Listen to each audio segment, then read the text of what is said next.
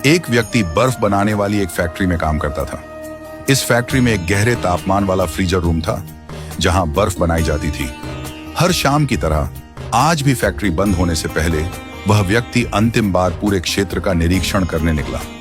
जैसे ही वह freezer room के अंदर गया, किसी ने बाहर से गलती से दरवाजा बंद कर दिया और वो अंदर ही फंस गया। बर्फ के बीचों बीच -20 डिग्री सेल्सियस के तापमान में वह पूरी तरह अकेला, घबराया हुआ, बाहर से कोई आवाज नहीं, कोई मदद की उम्मीद नहीं।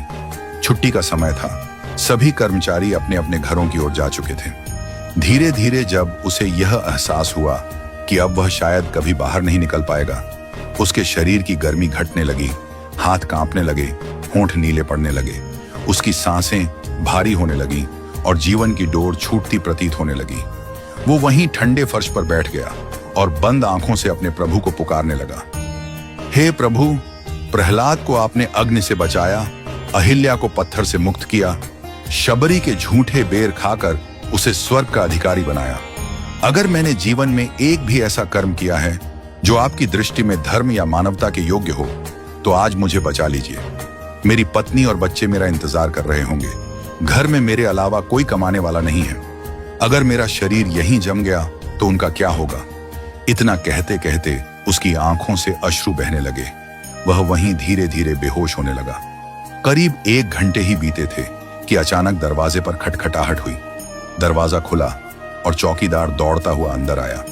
उसने बर्फ में पड़े उस व्यक्ति को उठाया और हीटर के पास ले जाकर उसे रगड़ने और गर्म करने लगा।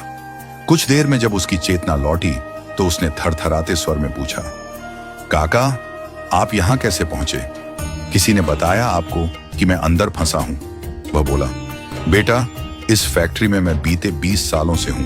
रोज सैकड़ों लोग आते हैं, जाते हैं, मगर कोई मुझे देखता भी नहीं, कोई कुछ नहीं कहता। लेकिन तुम जब भी आते हो, मुस्कुराकर राम राम काका कहते हो और जाते वक्त फिर कहते हो, काका, घर ठीक से जाना, ठंड है।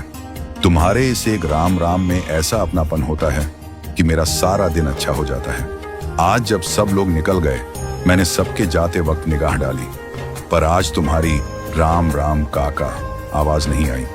मैंने इंतजार किया 5 मिनट, 10 मिनट, फिर दिल घबरा गया। फिर मैंने फैक्ट्री के एक एक कमरे को खोजना शुरू किया और जब फ्रीजर रूम तक पहुंचा तो देखा दरवाजा अंदर से बंद है। खटखटाया और फिर जैसे भगवान ने मुझे वहां भेजा हो, वक्त रहते दरवाजा खोल दिया। वो व्यक्ति निशब्द हो गया। उसकी आंखों से भी आंसू बहने लगे। उसे आज यह समझ में आ गया कि कभी कभी जीवन में सबसे बड़ा पुण्य कोई बड़ा कार्य नहीं, बल्कि किसी छोटे से इंसान को दिया गया स्नेह, आदर और मुस्कान होती है। राम राम काका कहकर जो सम्मान उसने वर्षों से दिया था, उसी ने आज उसकी जान बचा ली।